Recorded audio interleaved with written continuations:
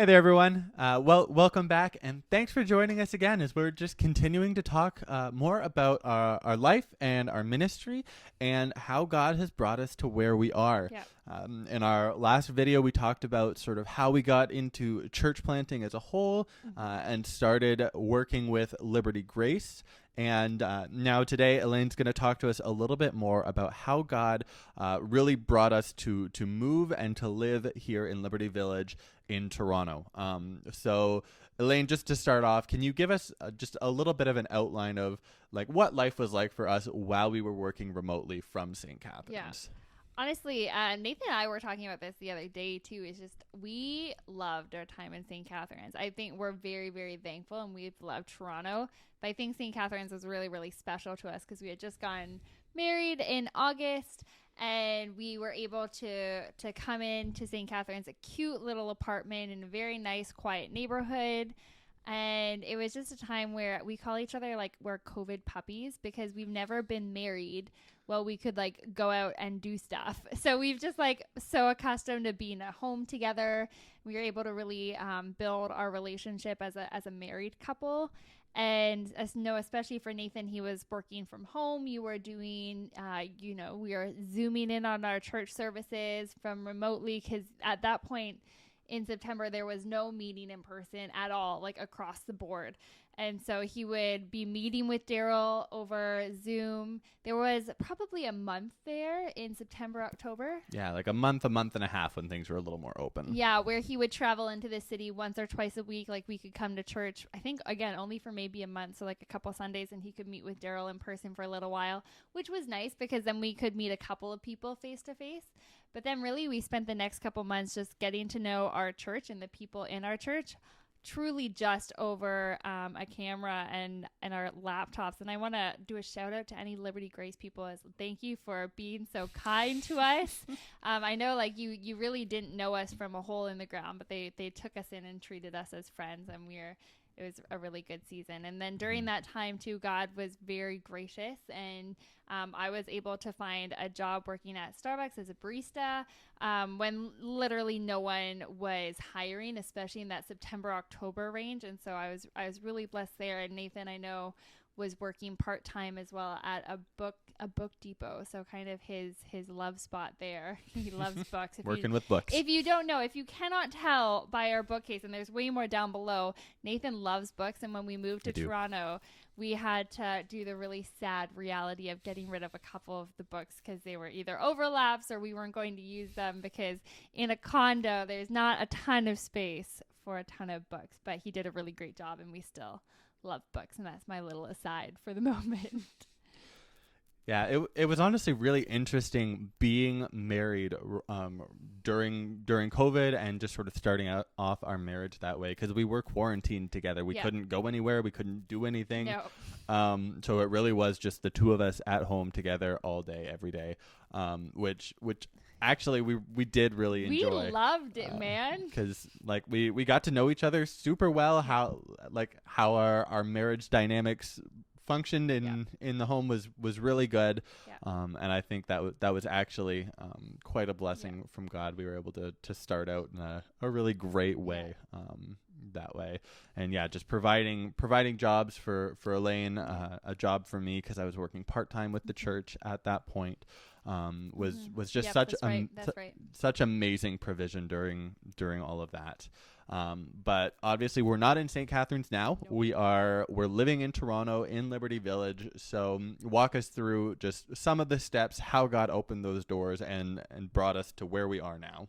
Oh, man, honestly, there's a lot of things, and we say it often that the only reason we're here is truly the grace of God and Him making it really dummy proof for us. My prayer since the beginning which was needed. My prayer since the beginning is like, Lord, sometimes we're just not that bright. Can you just make it like super clear and obvious what we need to do? And I think every time we look back and we look at the decisions we've made, it's been very clear that God has put it on our hearts. God's put wise people in our lives to help us in those processes. And here we are. So I guess take us back to, what was it? When January, I think, maybe end of December, January of 2020, 2021-ish.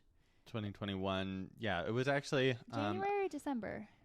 I think it was actually around April, depending on what you're planning to say next. Oh, no, sorry. January when you came full-time at the church. Oh, yes. Sorry. I should have clarified what I was asking. It was right at the beginning of January that I started full-time at the church. Yeah, so at the beginning of January, Daryl asked Nathan if he would consider coming full-time at the church. So that meant that Nathan would be preaching 50-50. Every other week. Every other week, yeah. Not like he preaches like 10 minutes and Daryl jumps in. Well, that would be unique. No, he preached 50-50, taking on more responsibility at the church, coming full-time. That's also when you quit at the Book Depot because we were working full-time now, and we are still in St. Catharines at that point. But we were slowly getting the itch to come into Toronto. Our reason that we were waiting was because the city was still closed, and we were worried about me being able to find a job. Yeah. Not only just for financial wise, but like if you know me, you know I can't sit still. And the idea of no, I think I was like I didn't have a job for the first 2 weeks of marriage, and I like cried every day because I was like, I need something to do. It was horrible. It wasn't because I was unhappy. It was because I literally had nothing to do and I was slowly dying. She gets bored very, very so easily. Bored. I'm a little squirrel over here. Anyways, sorry. Beside the point, I will try to stay on track. So we are getting the itch that we wanted to come into the city, but we wanted to wait till we thought things would open and that I could find a job. And so in about April, that's the question right now. April. Yeah, that's what I thought she was talking about earlier. In about April, we had to figure out what we were going to be doing for the summer. There were some questions that I needed to answer for my job, and for some things that were being offered to me. And we just kind of start asking the question, like, when do we want to go in? And so really on a whim, we started looking at condo prices in Toronto, and they were the lowest we had seen because we had kept an eye on them, and they were very low for Toronto, of course. But keep that with a grain of salt, I suppose. And then I was also looking for a transfer because working at Starbucks, you can transfer to another store. And there seemed to be a lot of options to transfer to stores in Toronto, which was really exciting. I didn't think there would be.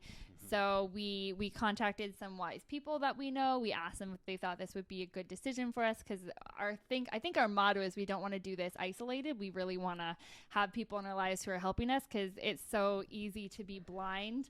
Part of that whole dummy proof thing. Dummy proof. We want to have wise people in our lives. And anyone who is also kind of in our boat, like you got to get a mentor or someone in your life who's smarter than you, who's walked this road a little longer, like don't trust your instincts because our instincts suck. Like you got to get someone smart and wise in your life. Again, another aside. You should just like keep a tally mark in the far right corner of how many times I bunny trail. I have a little squirt gun. A little squirt gun. I start getting off topic. Nathan squirts me with the water gun. Anywho. So we were looking at all those things, and it really seemed that coming into Toronto in like April was going to be a good fit for us. So through God's faithfulness and provision, we slowly started working down that route, and then we found the spot that we're living right now that we absolutely love, and that was a great price, very affordable. Again, for Toronto, and God very much so provided this space for us. And then it was kind of ironic. The website I was looking at that said that there were going to be jobs available for me had not been updated for a couple months. So there were no jobs at all. And people who I told that, I was like, oh yeah, I'm going to transfer to Toronto, thought I was absolutely insane. But again, God took such good care of us. And I remember I called every single manager of every single store within like 3 times. Like 3 times within a kilometer. Like every week I call like, hey, this is who I am. Do you have a spot for me? They'd be like, no. I'd be like, that's totally okay. I'll talk to you next week. And I'd call again next week. Like, hey, do you have a spot for me? They'd be like, no. They're like, okay, I'll call you next week. The poor managers must have thought I was crazy. Anyways, but God provided a spot at a spot I really enjoy. I love my job. I love where I'm working. I've enjoyed the people, and the amount of ministry opportunities I've gotten here just from working with people has been amazing, but that's a whole nother story. But God has been so faithful to us, really leading us clearly, really taking care of us, making it incredibly dummy proof for us, I would say. Mm-hmm. And it has been a joy to look back at his faithfulness in just like literally less than a year, how much he has taken care of us. Even the fact that we have a job in Toronto is really a God thing for us, I would say. Yeah. And it's true. We really wanted to get down here because like you can only get to know people so well over Zoom. Like I'm sure everyone can kind of relate to that during this past year. And we wanted to be where the people were and get to know them that way. But we weren't actually planning on coming here until this coming fall, so that's September of 2021, and it was through some of those questions that we had to work through for Elaine's job, and just some things and conversations that God brought into our life a lot earlier. We started looking down that path and saw the doors that he was opening. So even the fact that he put some of that in our life to start prompting those questions earlier than we'd planned was such a great thing. And now we're here, we're living here. At least for the time being, restrictions are starting to lift a little bit. So give us just your impressions of Toronto, your impressions of Liberty Village. Just tell us what you think. Okay. Again, if y'all know me, you know I'm not a city girl. So when I think both of us, when we thought about coming into the city, it was a terrifying concept for us. And honestly, we really like it. Like, again, it comes with its quirks, as all spots do, but we have enjoyed getting to know the people. Like, oh my goodness, having church in person again. We are able to do church in a park, actually, was amazing. Got to see people in real life, which was absolutely wonderful. It's so weird meeting people that you've only seen on Zoom. You're used to seeing from here up at one angle. It's true. And you put people in real life with masks, it's so hard recognizing every them. time we'd see someone we know from church, because again, in Liberty Village, it's a pretty small community for being downtown Toronto, so you actually run across the people you know very frequently, and you'd have to do like a triple take, like, do I know you? Don't I know you? Do I think I know you? Because I'm not sure, because I've never really seen you in person that often. So you have to picture them on a Zoom screen to see if you really know them. True that. But we've really loved it. We've been, since COVID restrictions have opened up a little bit, we've been able to have, like, go out for coffee with people, like, have meals with people again. And it's been so encouraging to my heart. And then the church as well has just been, I think it's been a beautiful thing for the church, all, like, I would say North American churches, to be able to feel that excitement to meet again. It kind of revitalizes you, and I think that's something that our church has definitely been feeling. And honestly, city life ain't that bad. Like do I miss seeing lawns and just a little less people? Yes, but it's been really, really good. Yeah, we have loved Liberty Village. We've loved the church, the people that we've gotten to know. Yeah. And we're so thankful for how God has led us to where we are. Again, I've said this many times over the past couple months, but specifically when I look back over 2020 and 2021, it has shown me God's faithfulness so clearly. I remember when everything was kind of thrown up in the air right when COVID started. Like, I've never been more stressed out in my life that first week. That's true. Like, I was stressed beyond the max. Yeah. But when I look back now and just see how God took care of us and how he led us to where we are, I'm absolutely blown away. Yeah. I'm humbled beyond belief. Yeah. And it is really cool to see how God led us here. Yeah. And we're excited to see where he's gonna take us next. I'm sorry, what were you saying? Oh, no, sorry, I didn't mean to cut you off. And just kind of an encouragement to any other young couples who are thinking about being in ministry. It is such a blessing. And it's worth it. It's worth it. It's hard. It can feel a little overwhelming at times, but there is nothing quite as worth it, I would say, in my perception. And even just, it may seem out of reach and it may seem very hard, but it's not us really doing the work. Like, I read a quote one time, like way back in the day, I think it was by like D.L. Moody, or like, it's going to be completely wrong. I'm so sorry for anyone who actually knows the quote, but it was a famous preacher saying, like, I've yet to see what God can do in the hands of someone who is just like an empty vessel, someone who is just willing to kind of go where he wants us to go. And when you're an empty vessel, when you're like, Lord, use me as you will, take me where you want, he really does just take care of it. And it's a lot of fun. Like, we love being in ministry together. So an encouragement to any young couples out there who want to be in ministry, it's worth it. So worth it. Yeah.